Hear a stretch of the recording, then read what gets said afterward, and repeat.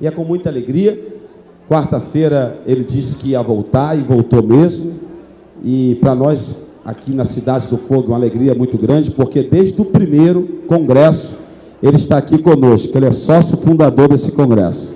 Então vamos receber com alegria, aplaudindo o Senhor Jesus pela vida do pastor e deputado federal por São Paulo, Marco Feliciano.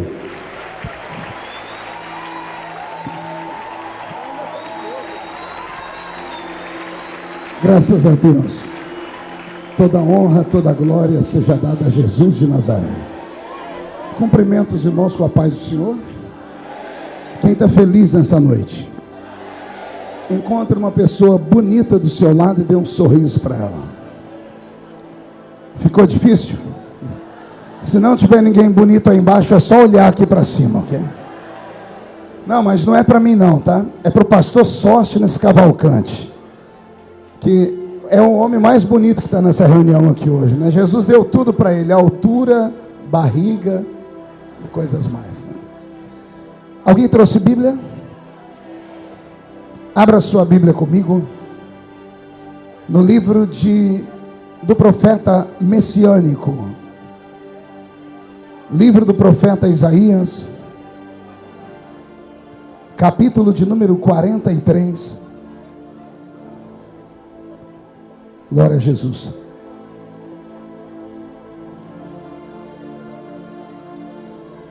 Deus é fiel.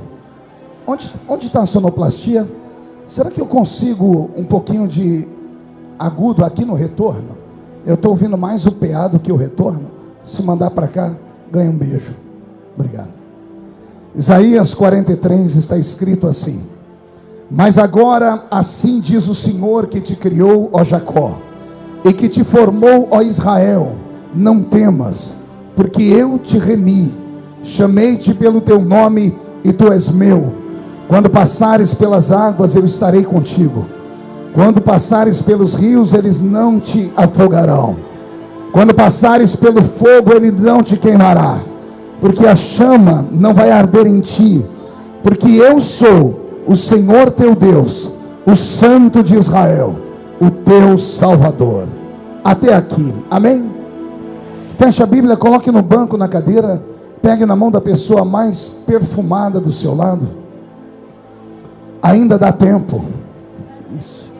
Aperte a mão dele ou dela com carinho até eles falarem aleluia. Pentecostal que não faz barulho está com defeito de fabricação, não é? Vamos orar. Pai, nós te exaltamos e te glorificamos. E nós entendemos que dentro de alguns minutos, e este lindo lugar ficará pequeno para o tamanho da glória que vai descer sobre nós. Os que vieram tristes começarão a saltar de alegria. Os que vieram se arrastando não voltam se arrastando para casa. Hoje voltarão voando nas asas de um novo tempo.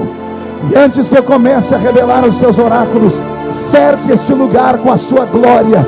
E num raio de 5 quilômetros, onde houver um demônio alojado, eu dou a esses demônios segundos para sumirem daqui. Porque se não sumirem, serão queimados pelo poder da sua glória que aqui será derramada. Rasga o céu sobre este lugar nesta noite. Manda anjos de fogo descerem neste ambiente, que eles desçam trazendo brasas de fogo nas mãos. Comecem a esparramar estas brasas entre nós. E onde houver um crente cheio do Espírito Santo, pega ela nesta noite, Jesus. Pega ela nesta noite. É o que eu te peço agora e sempre, no nome de Jesus. E a igreja que é soberana diz: os que podem tomem o seu assento aplaudindo a Jesus, porque Ele é bom.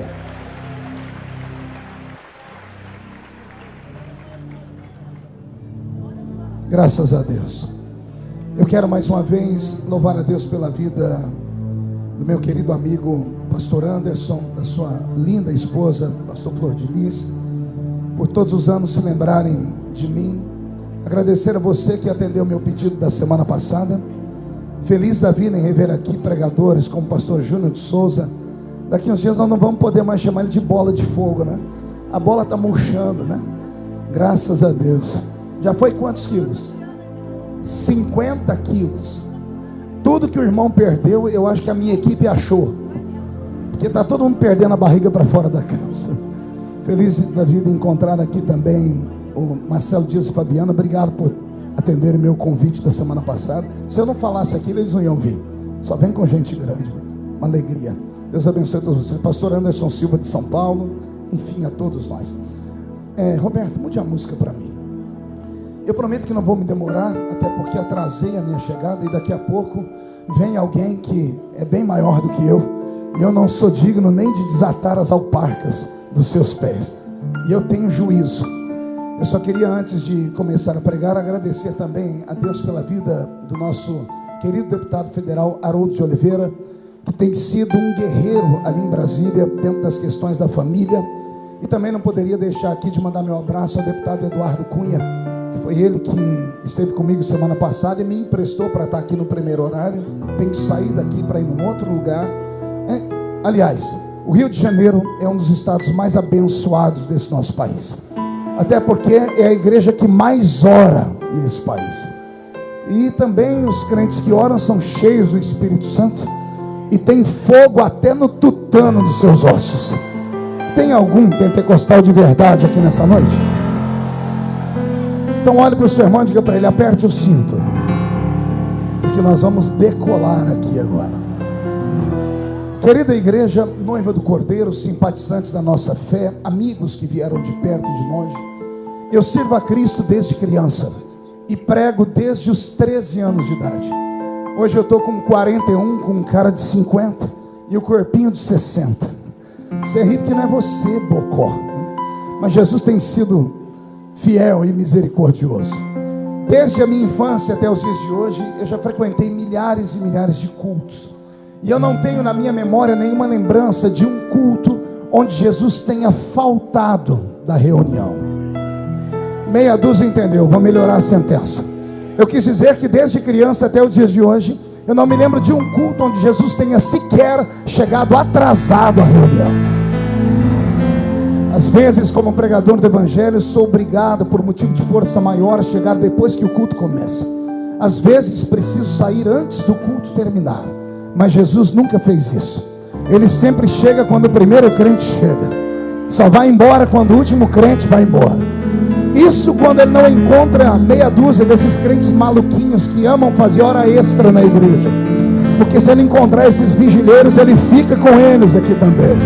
Também puder, ele deixou escrito na sua palavra uma linda promessa. Ele disse: esta é a minha igreja, e as portas do inferno não prevalecerão contra ela. Quem pertence a esta igreja pode dar mais um grito de glória. O livro do profeta Isaías, no capítulo 43, Deus tem me dado uma revelação muito forte.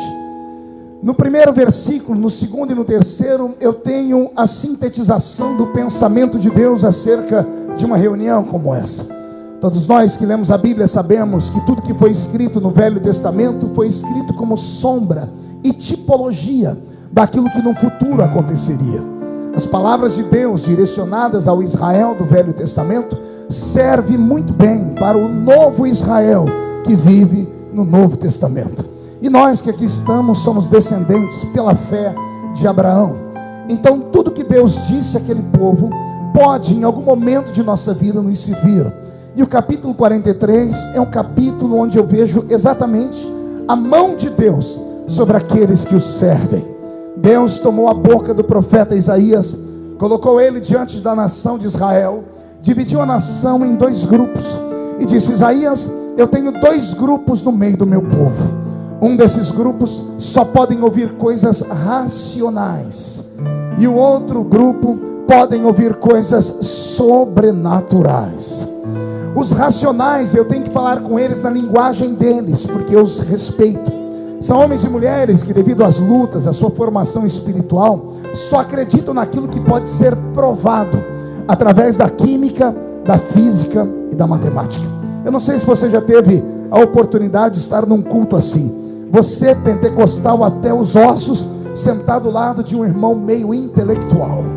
Você quer subir pelas paredes dando glória a Deus, e ele está com a mão no queixo, com a ponta do nariz. Você está quase desmaiando, e ele está tendo um arrepio de frio, porque enquanto cai fogo em você, cai sobre ele uma unção de neve. Não que isso tenha a ver com o espírito, na verdade que isso tem a ver com o temperamento. Então, meu Deus, às vezes faz aquilo que eu não consigo fazer. Porque eu fui criado no meio do fogo pentecostal. Não é difícil as pessoas acreditarem que eu sou canela de fogo. Então, quando você é criado num ambiente assim, isso faz parte do seu caráter. Mas nem todos tiveram a mesma oportunidade que nós. Então, alguns vêm para o culto e ficam sentados, ouvindo, anotando. Outros querem voar, se jogar no chão e ser arrebatados. Eu, às vezes, tenho dificuldade em falar com os dois públicos, mas o meu Deus não tem, porque Ele respeita todos os públicos. Deus estava olhando para o Israel dele, no capítulo 43, e disse: Isaías, no meio do meu povo eu tenho dois grupos. Um grupo eu posso falar com eles coisas simples, coisas racionais, coisas que podem ser críveis. Mas para o outro grupo eu posso e devo falar coisas que a mente humana não consegue captar, mas que o coração pode acreditar e receber. Era a maneira de Deus dizer: para aqueles que são normais eu posso fazer a seguinte promessa: se passar pelas águas, elas não te afogam. Por quê?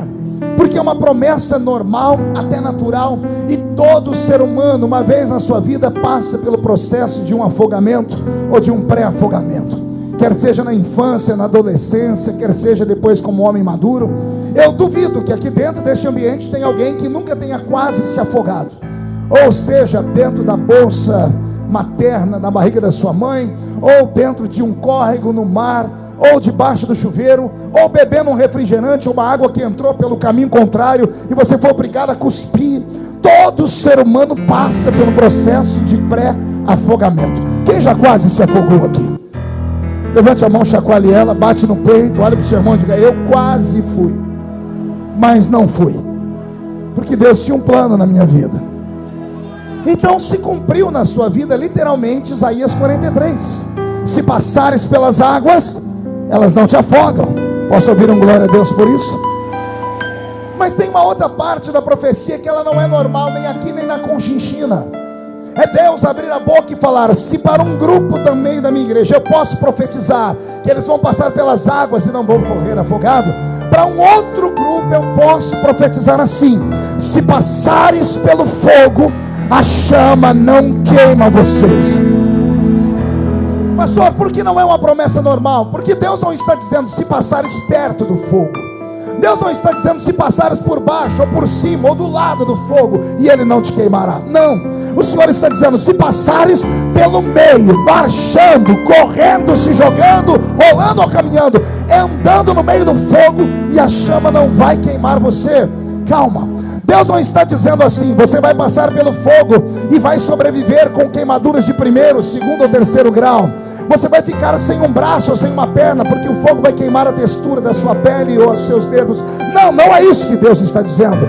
Deus está olhando para um grupo do povo dele e está dizendo: se passares pelo meio do fogo, a chama não vai queimar você. Quem conhece um pouco de fogo sabe que não há outro elemento tão forte como ele nesse nosso universo. O fogo derrete o ferro, ele queima a madeira. O fogo purifica o ouro, ele acaba com o plástico. O maior poder que existe neste planeta é o fogo. Aí vem Deus, o Todo-Poderoso, assentado no trono, olha para você, filho querido da sua presença, e diz assim: querido, querida, se levantar contra você a maior força desse universo, ela não pode fazer nada com você, porque você está debaixo da minha proteção e debaixo da minha promessa. Só quem crê nisso dá um grito daquele tamanho para acordar. Isso é o que está escrito literalmente, mas esse texto é um texto que nós podemos fazer dentro dele uma interpretação não lógica, mas espiritual, deixando de lado a base exegética, a hermenêutica, mas falando direto de coração para coração. Eu encontrei nesses capítulo 43 de Isaías a seguinte palavra: Deus, quando escolhe alguém, faz para eles promessas. Para aqueles que são normais e naturais, Deus faz promessas normais e naturais. Mas para aqueles que não são normais e não são naturais, o meu Deus faz promessas sobrenaturais. Pastor, dê um exemplo. Dou um exemplo bem simples. Você está num culto, pastor Anderson pregando, pastor Júnior de Souza pregando, meu querido Harold de Oliveira, que eu citei agora, pregando, e de repente ele cita a Bíblia dizendo assim, querido Sóstenes: o anjo do Senhor acampa ao redor daquele que o teme, o livra do mal. Quem crê nessa palavra? Por que é que você crê? É automático. Você acredita nessa palavra porque dentro do seu espírito você vai buscar no seu inconsciente, nas suas memórias antigas esquecidas, de que você conhece alguém, ou você mesmo, ou alguém da sua família, que um dia à beira da morte foi livre dela. Aquilo que o mundo chama de sorte, nós chamamos de intervenção divina. Ora, toda vez que nós sabemos que Deus nos guardou, nós dizemos: foi o anjo do Senhor que estava ao nosso lado. E nós não temos dificuldade nenhuma de acreditar nisso, porque vivemos de experiências assim. Você está num culto e o pastor libera a seguinte palavra para você: crê no Senhor Jesus e será salvo tu e a tua casa. Quem acredita nessa promessa? Por que é que você tem facilidade de acreditar? Porque existem experiências dentro da sua igreja, da sua paróquia, na sua família, de alguém que orou e Jesus salvou. E se a sua família não é salva, você se apega a essa promessa, porque você diz: se aconteceu ali, vai acontecer aqui também. Amém? Diga para o seu irmão: isso é uma promessa normal. Diga: normais compreendem ela. Agora olhe para mim, você está num culto e o pastor está pregando naquele movimento do céu. Ele para, aponta o dedo para você, que só tem 2 dentes na boca, o zagueiro e o atacante. Você que é analfa de pai, beta de mãe. Ele diz assim: eis que eu te levarei à Casa Branca, e você falará para Barack Obama sobre os princípios da minha fé. Oh, percebeu? Não tem glória a Deus. Não, fica tranquilo, é natural. Por que ninguém deu glória a Deus? Porque não é concebível. Isto é impossível. É você estar num culto como esse, e de repente um pregador olha para você, aponta o dedo e diz assim: você será a pessoa mais rica do Rio de Janeiro. Você viu? Até para pegar a profecia é difícil. Por que você não deu glória a Deus com facilidade quando eu falei do anjo do Senhor, ou quando eu falei da salvação da sua casa? A sua mente não está preparada para ouvir isso, porque isso não é uma promessa normal. Isso é uma promessa sobrenatural. E promessa sobrenatural Deus não gasta com naturais, porque Deus vai ter que falar, vai ter que explicar, vai ter que botar a pessoa num canto, vai ter que mostrar o caminho, vai ter que dar resultados e dizer: vai acontecer assim, assim, assim. Aí a pessoa vai acreditar. Mas para os anormais, Deus fala, Ele não quer nem saber, Ele dá um salto, cata a profecia, põe dentro do trem e recebe ela. Eu estava pregando na igreja Batista da Lagoinha alguns anos atrás, pastor Júnior, e no meio do culto, aquela benção, no final do culto, melhor, eu estava lá fora com os materiais, chegou um mineiro perto de mim, mas bem faceiro, pense no matuto, e ele chegou perto de mim assim: ô pastor, eu senti de te dar um presente. Eu disse: eu senti de receber, me dê logo.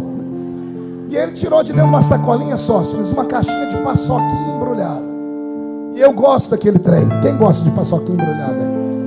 E aí eu peguei a paçoquinha, desembrulhei, comecei a comer. E ele falou assim: pastor, o senhor pode orar por mim? Eu falei: depois da paçoquinha eu faço qualquer coisa por você.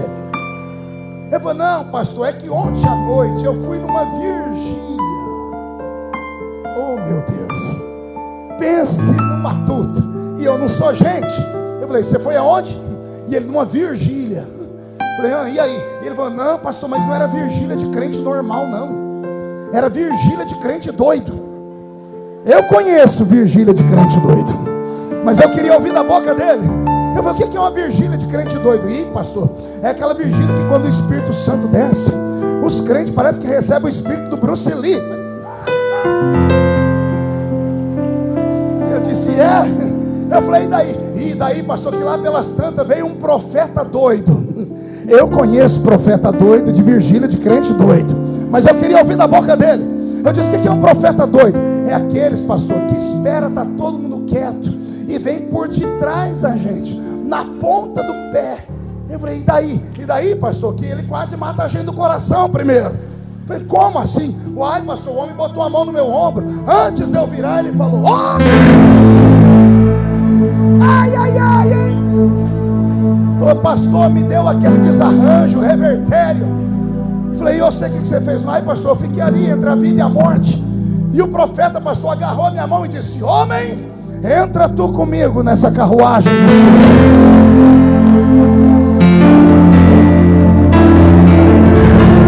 Eu amo muito tudo isso. E eu disse: o que você fez? Uai, pastor, eu entrei na carruagem de fogo. Falei, mas me conta como é que foi. Ele agarrou minha mão e nós saímos correndo pelo corredor da igreja. Saímos pela porta, o outro corredor. Eu estava gostando daquele negócio. O profeta mirou a saída da igreja, pastor. Era 4 da manhã, ele correu comigo no quarteirão. Voltou dentro da igreja. Eu disse: e você? Uai, pastor, estava na carruagem, tinha que seguir o profeta.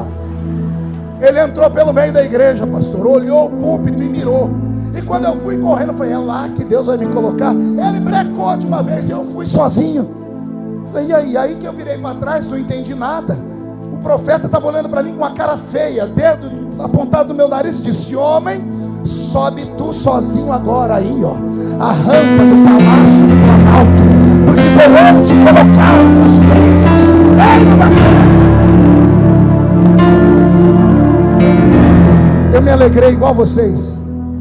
Eu senti essa emoção. Ele teve uma crise de riso que ele se acabou. E eu enfiei a mão no meu bolso, peguei meu cartãozinho, anotei o número do meu celular, estiquei para ele, ele parou de rir e falou: ué, pastor, o que é isso? Eu disse: é o número do meu celular particular. E ele: nossa, eu vou ter seu celular. Eu disse: vai. Aí ele falou: para quê, pastor? Eu disse: para quando você subir a rampa, lembra de mim quando entrares no seu reino.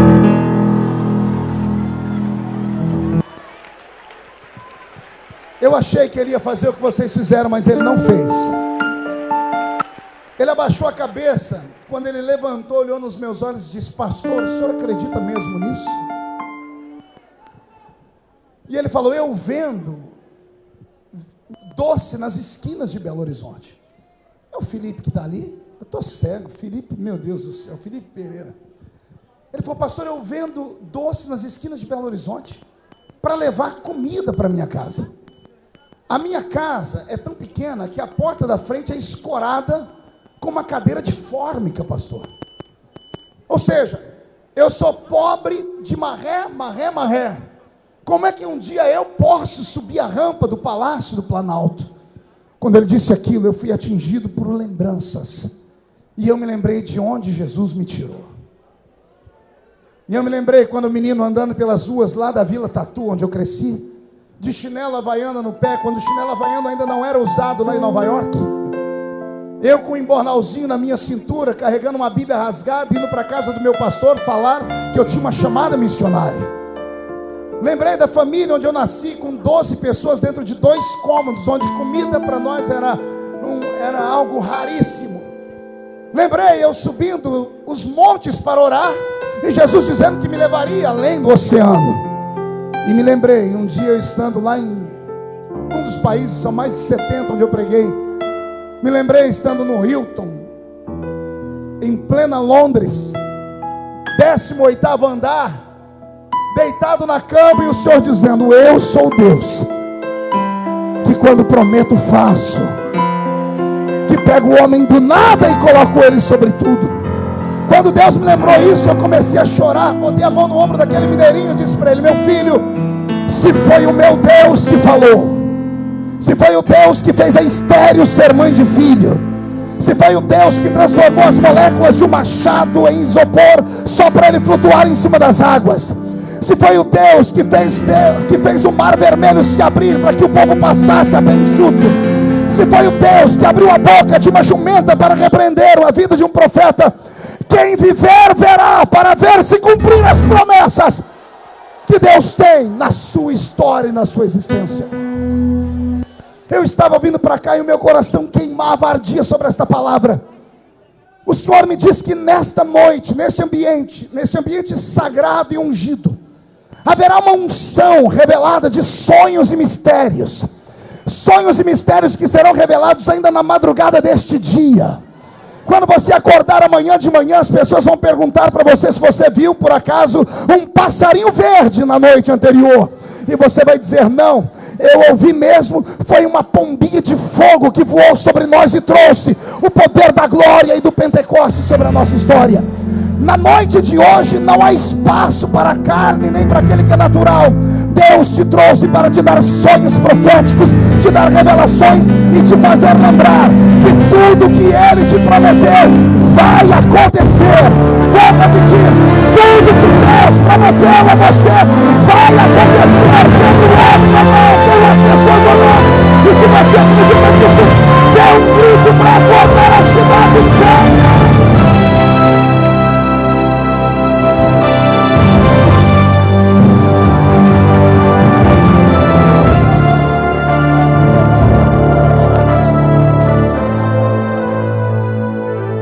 Seu assento.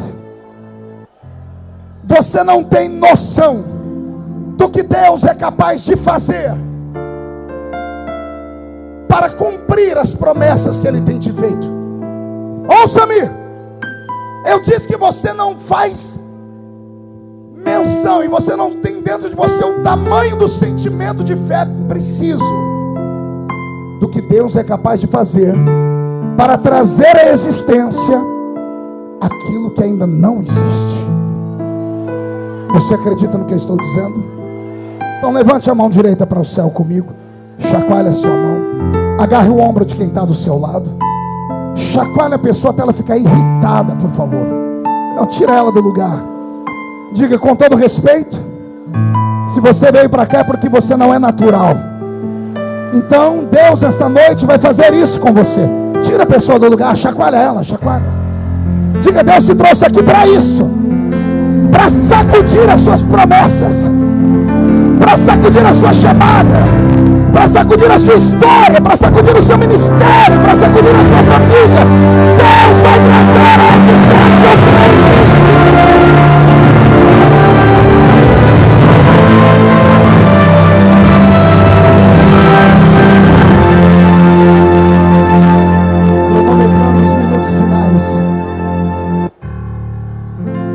Homem no lombo de um cavalo. Ele está onde? Não ouvi? Queria ouvir toda a igreja. 1, 2, 3.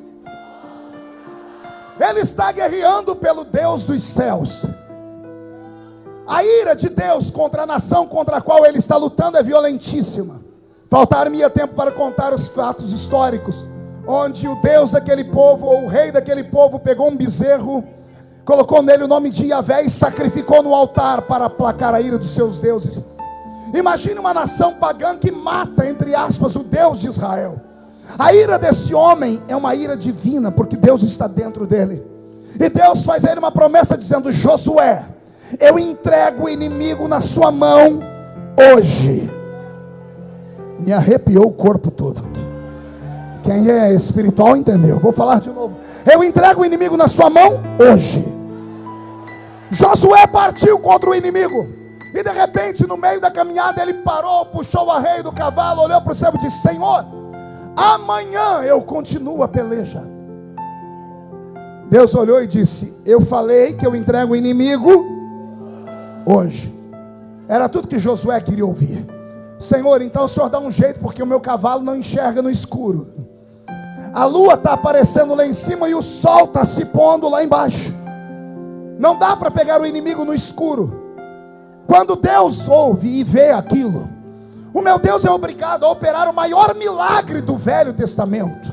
Ouça-me, eu vou te dar as duas visões, a espiritual e a visão científica. Então não me julgue pela primeira.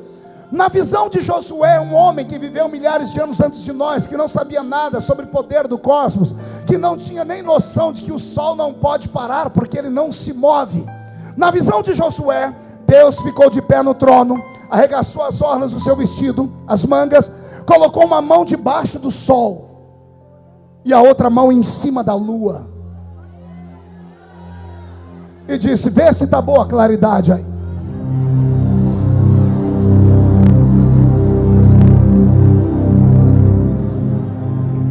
Se só dar esta visão espiritual anima a gente, imagina o que eu vou te falar agora. Respire fundo. Quem conhece um pouco do organograma celeste, quem conhece um pouco de astronomia, sabe que os corpos celestes que estão neste grande cosmos, eles têm vida própria. A vida própria é dada pelo hálito e o fôlego do meu Deus. Nós vivemos em uma das galáxias que compõem este grande universo. A nossa galáxia tem como centro dela o Sol, e a Terra, este planeta lindo que gira ao terceiro lugar ao redor do Sol. Pois bem, sabemos hoje que a Terra e nosso grande sistema são regidos por duas palavras que na ciência uma se chama rotação e translação. Sabemos que a Terra leva 24 horas para dar um giro ao redor do seu eixo imaginário, e leva 365 dias de 24 horas para dar um giro ao redor do Sol. Quem conhece um pouco do sistema do universo sabe que tudo gira no sentido horário. Existe um magnetismo nessa nossa galáxia que faz tudo seguir no sentido horário. Entre na sua casa hoje à noite e abra a torneira na pia da sua cozinha ou na pia do banheiro e olhe como a água roda. A água gira no sentido horário. O magnetismo da Terra faz com que isso aconteça. O que poucas pessoas sabem é porque é que o nosso planeta gira. A Terra é uma grande panela de pressão. Imagine que o centro da nossa Terra ele é oco, e dentro desse centro oco existe uma massa chamada amálgama. É uma mistura de terra com muitos metais derretidos. O centro da Terra chega quase ao intenso calor da superfície do Sol. Imagine uma panela de pressão em ebulição. Se não tivesse aquela válvula, ela estouraria. Assim é o planeta Terra. Ele só não estoura por causa dos sulcos e veias que há dentro pelo meio da sua terra. Todas as vezes que essa massa em ebulição dentro dela libera gases, esses gases sulcam a terra, param em alguns lugares e criam os lençóis freáticos, e eles sobem sobre a terra dando vida a ela. É desta terra viva que as plantas tiram o seu nutriente para sobreviver. E nós sabemos que o nosso planeta só vive por causa dessas plantas, que durante o dia libera para nós o oxigênio e durante a noite o gás carbônico. Isso chama-se processo de fotossíntese. Ou seja, todo o nosso universo, e principalmente a nossa galáxia, é um eixo que funciona muito bem. Imagine que se quebrar um elo desta corrente, despedaça todo o nosso sistema solar. Um dia desses eu li um livro chamado Universo em uma Casca de Nós, daquele escritor Stephen Hawking, um britânico, que herdou a cadeira de Einstein. Ele escreveu um livro dessa grossura só com a pontinha do dedo. E ele diz: o universo é um corpo que se expande e cresce no sentido horário. Se houver qualquer problema no universo e ele recuar ou estagnar, o universo pode explodir por causa da composição dos seus gases, e tudo que foi criado de um grande grito chamado Big Bang pode, através de um grande grito ou barulho, deixar de existir. Ele tem provas científicas disso. A matéria, a antimatéria, a física quântica, tudo isso prova que o que ele diz é real. Então preste atenção no que eu vou dizer a você agora. Olhando pela nossa perspectiva humana, a Terra, aparentemente falando, ela está parada, mas nós sabemos que ela gira por causa do Sol, sim ou não? O que nós não sabemos é a velocidade com que ela gira. A Terra gira, se não me falha a memória, a mais de 7.000 quilômetros por segundo. E por que nós não sentimos, pastor? Pela lei da física, somos muito pequenos. A lei da gravidade nos atrai, nos cola nesta terra. Nós não percebemos o que está acontecendo agora, mas se estivéssemos olhando de longe, veríamos essa terra girar como um peão, numa velocidade incrível. Quem está entendendo, diga amém. Agora olha o que é que aconteceu. Deus fez uma promessa a um homem no lombo de um cavalo, que ele entregaria o inimigo na mão deles naquele dia. Na mente humana desse homem, só é dia enquanto existe o sol. E para ver o sol, a lua não pode aparecer. Na mente dele, Deus teve que parar o universo inteiro. E o que eu vou falar agora é só para quem é espiritual. Pense num Deus que ficou de pé no seu trono, olhou a terra girando no sentido horário a 7.000 quilômetros por segundo, e para cumprir uma promessa, ele põe uma mão debaixo da terra, põe a outra mão em cima da terra, e está aqui na terra de uma só vez. Imagine a força de atração e o atrito que houve. Pelas palavras do físico inglês Stephen Hawking, a Terra era para ter sido destruída, porque ao ter parado, parava todo o complexo do sistema solar, e um grande fogo devastaria o universo. Mas o meu Deus não fez só isso. Se eu conheço a majestade do meu Deus, ele parou a Terra no seu eixo imaginário, e não só parou, ele girou a Terra ao contrário. Não, você não entendeu, eu vou desenhar de novo. Deus, além de parar a terra, girou a terra ao contrário, ou seja, Deus fez tudo aquilo que os cientistas dizem que não pode fazer. Deus arriscou a existência do universo. Mais ainda, eu não sei quantas horas ficou nisso. Uma batalha não se vence em segundos, não são em minutos, são em dias. Não se sabe quantos dias o sol ficou naquela posição. Não há noção se foi um dia, uma semana ou um mês. Não se sabe o que foi feito do cansaço dos homens. Pior, eu não sei o que foi feito da mente das plantas, que precisa ver escurecer para soltar o gás carbônico, para ter o equilíbrio nesse nosso planeta. Deu na cabeça delas um nó. O sistema de fotossíntese foi completamente bloqueado. Gente, olha o que Deus é capaz de fazer quando Ele faz uma promessa para quem quer que seja. Deus, quando faz uma promessa, Ele arrisca a criação do universo inteiro, mas a palavra dEle não cai por terra. Não sou eu quem digo, é o meu Cristo que diz. E Ele diz na sua palavra: passa os céus, passa a terra, mas as minhas palavras não hão de passar. Eu quero saber se existe alguém aqui na Cidade do Fogo hoje que tem uma promessa de Deus na sua vida ainda não cumprida. Então, por gentileza, melhora o seu rosto. Não fique me olhando com essa cara feia, parecendo cara de quem foi batizado num pote de vinagre. Se você tem promessa de Deus, tire esses olhos secos do rosto e comece a se emocionar. Quem tem promessa sobrevive.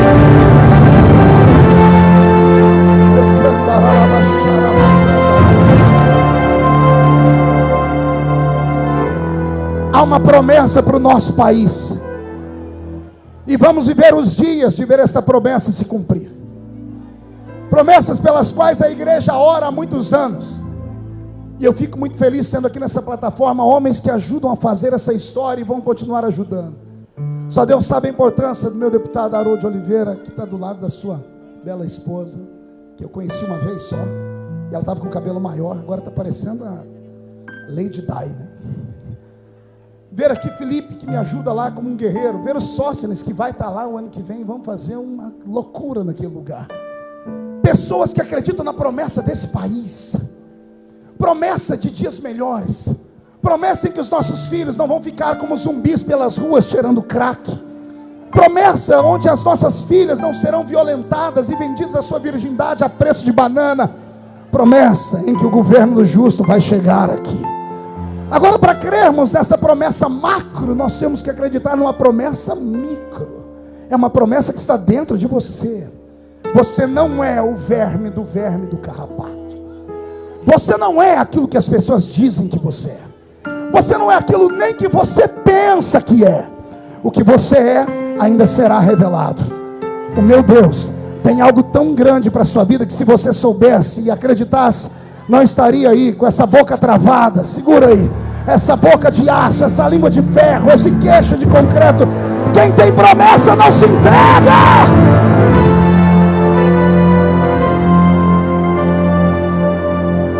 Eu quero mandar um recado para o inferno, e eu quero que todos fiquem de pé nesta hora. E o recado para o inferno é esse: pode se levantar 11 mil demônios contra quem tem promessa. 1000 cairá de um lado, 10.000 cairá do outro lado, e você não será atingido. Aquele que tem promessa não se entrega. Se não deu certo hoje, dará certo amanhã. Se não der certo amanhã, no final da semana vai acontecer. Se não der certo no final da semana, até o fim do mês vai acontecer. Se não der certo esse ano, ano que vem será o seu ano. O que não pode é você ficar aqui me olhando com essa cara triste, achando que Deus só ouve os outros e não ouve você. Só quem tem promessa de Deus. Pegue na mão de quem está do seu lado nessa hora. Eu vou orar pela sua vida.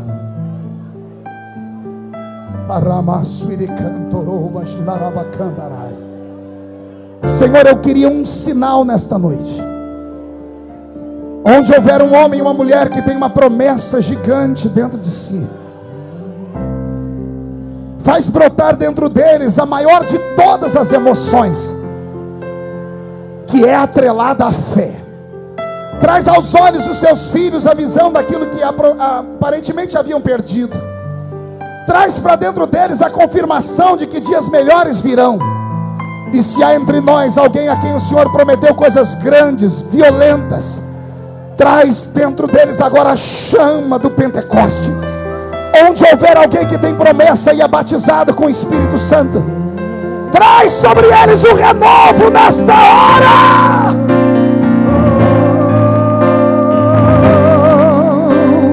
Deus de aliança, Deus de promessas, Deus que não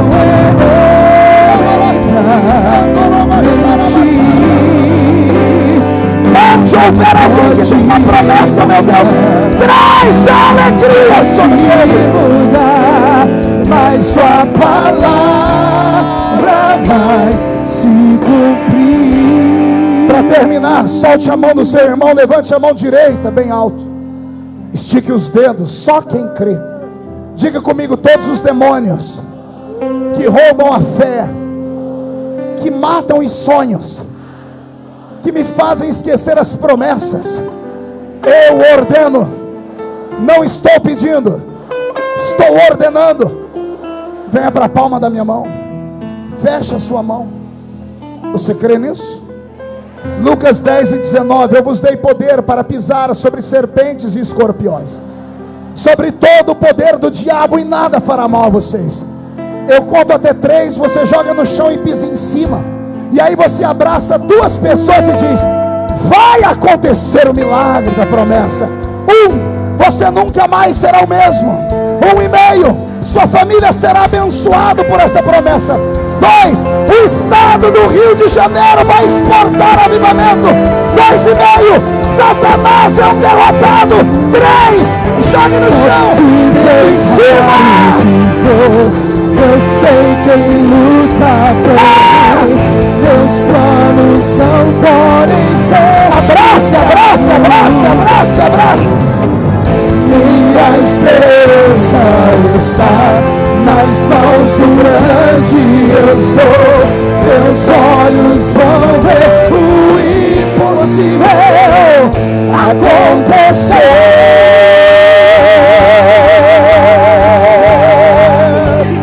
Deus de aliança, Deus de promessa, Aleluia! Deus que não é homem, Vai acontecer. mentir. Tudo pode passar, tudo pode mudar, mas sua palavra vai se cumprir.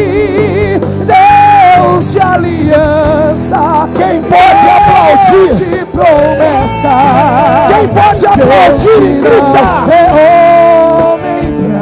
Quem pode aplaudir, gritar e dar um pulo para cima? Tome o seu assento, por gentileza. Aproveita que você sentou, olha nos olhos do irmão que está do seu lado. Se não tiver vermelho, enfia o dedo no olho dele. Diga para ele: tenha paciência, vai acontecer. Deus não é homem para mentir. Deus não é filho do homem para se arrepender daquilo que ele fala.